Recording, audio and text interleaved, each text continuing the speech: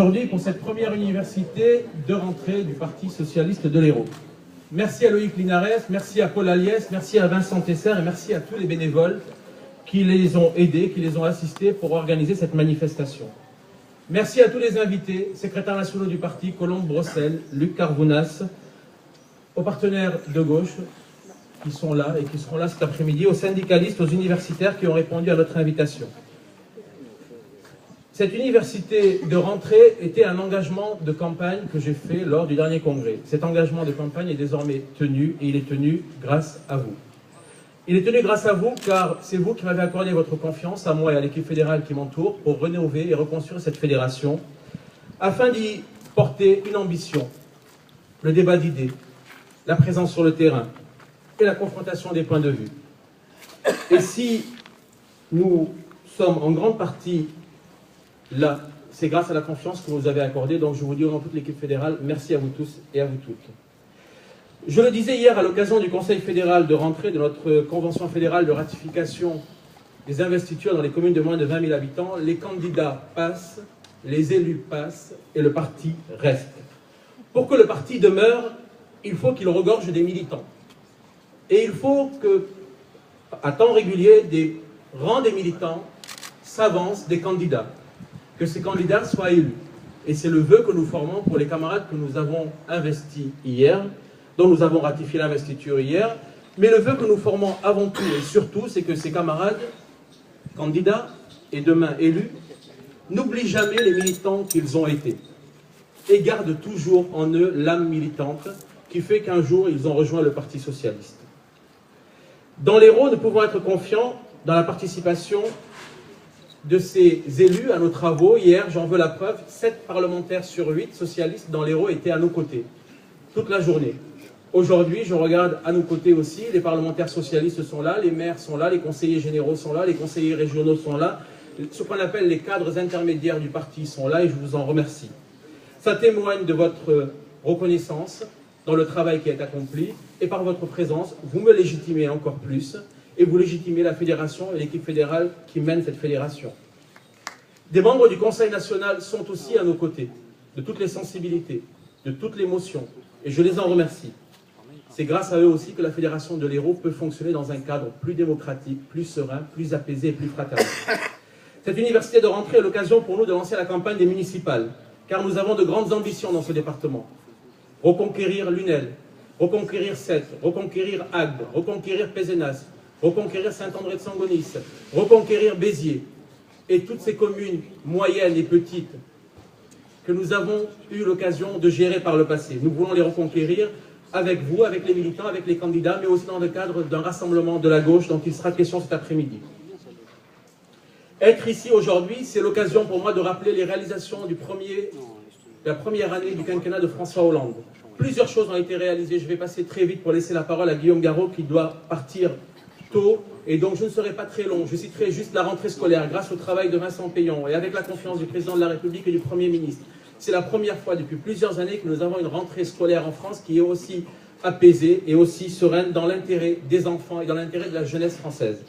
Je voudrais ensuite parler du travail tout particulier qui est fait en faveur de l'emploi, contrat de génération, emploi d'avenir, crédit, impôt, compétitivité, emploi, banque publique d'investissement, le pacte de l'artisanat que porte Sylvia Pinel. Tout cela, ce sont des réformes structurelles qui doivent faire baisser le chômage. Je veux aussi parler du travail formidable que fait notre ministre de l'Intérieur, Manuel Valls, avec la création des zones de sécurité prioritaires. Manuel Valls, il est aujourd'hui audible et crédible dans l'opinion publique. C'est parce qu'il a renoué avec un discours de fermeté sur la préservation des intérêts des personnes et sur la préservation de leurs biens. Manuel Valls est à l'instar de Pierre Joxe et de Jean-Pierre Chevènement un grand ministre de l'Intérieur dont la gauche peut se l'enorgueillir. Manuel Valls, ce que les Français apprécient en lui aussi, c'est son intransigeance lorsqu'il va devant le Sénat et il dit aux camarades sénateurs de gauche qu'il faut appliquer la loi sur le non-cumul des mandats.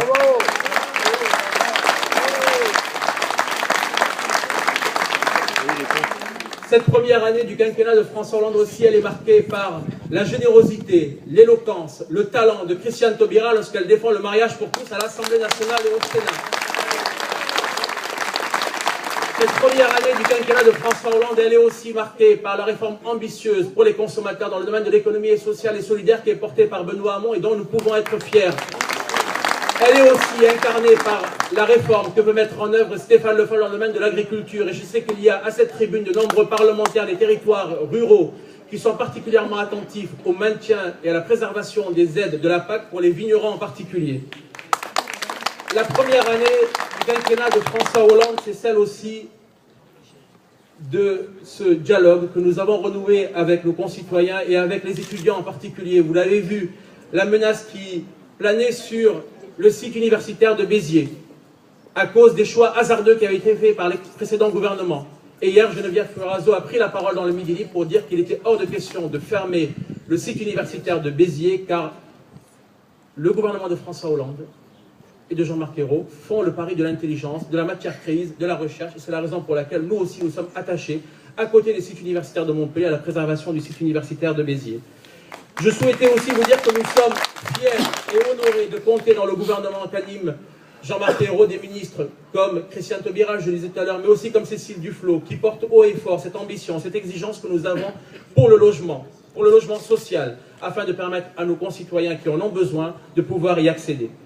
Je terminerai par celui qui est là aujourd'hui, Guillaume Garot, que je veux citer. J'ai oublié beaucoup de ministres, mais je veux saluer en particulier deux chantiers très importants qu'il a mis en œuvre. Le premier, c'est le pacte qu'il a signé au mois de juin avec toutes les associations caritatives contre le gaspillage alimentaire. Le gaspillage alimentaire, c'est quelque chose qu'il faut bannir, car il y a aujourd'hui en France des hommes et des femmes qui ne mangent pas à leur faim et qui ne mangent pas du tout. Et aujourd'hui, si nous voyons le succès, malheureusement, de cette association qui s'appelle les Restaurants du Cœur, que nous connaissons bien dans ce département par beaucoup d'entre vous qui sont militants, c'est que finalement, elle répond à un véritable besoin, une précarisation de certains de nos concitoyens, une pauvreté qui augmente. Et nous avons besoin d'une parole forte, d'une politique publique forte qui est portée et incarnée par Guillaume Garot. Et je tenais à le saluer et à le remercier pour ce travail-là. Deuxième chantier que mène Guillaume Garot, c'est celui du contrat pour la filière alimentaire. Et nous, ici, dans cette région, et je parle sous le contrôle d'Éric Andrieux, qui est premier fédéral de l'Aude et qui est notre député européen. Je parle du scandale de Spanghero, dont vous avez entendu parler. Aujourd'hui, les consommateurs, ils ont le droit de savoir ce qu'ils mangent, ils ont le droit de savoir qu'est-ce qu'on leur propose, et ils ont le droit d'avoir aussi accès à l'information et à la qualité alimentaire. Et je sais que tu portes aussi des exigences, en notre nom à tous, en tant que militants, mais aussi en tant que consommateurs, dans ce domaine. Merci Guillaume pour tout le travail que tu fais. La traçabilité, la sécurité alimentaire, nous y sommes aussi attachés. Je terminerai par dire qu'effectivement, en 2013, nous avons eu un budget pour résoudre les questions de déficit public. En 2014, ce sera un budget pour renouer avec la croissance, pour renouer avec l'emploi. Le cap fixé par François Hollande pendant la campagne des présidentielles, ce cap, il est connu, il est tenu. C'était le redressement de la France dans la justice sociale. C'est ce que nous faisons au quotidien, tous et toutes, à ses côtés, quelle que soit notre place, quelles que soient nos fonctions, quelles que soient nos qualités. Réformer le pays, tel est notre credo. Redresser la France, telle est notre volonté. Et comme le disait François Mitterrand, là où il y a une volonté, il y a un chemin. La volonté qui nous anime, elle doit nous conduire à justement emprunter ce chemin que François Hollande a tracé pendant la campagne des présidentielles et que nous, militants, nous sommes aujourd'hui invités, que je vous invite aussi à emprunter avec lui, avec tous les parlementaires qui sont là et avec les élus locaux qui nous entourent. Merci à vous tous, merci à vous tous d'être présents au rendez-vous qui nous attend en 2014.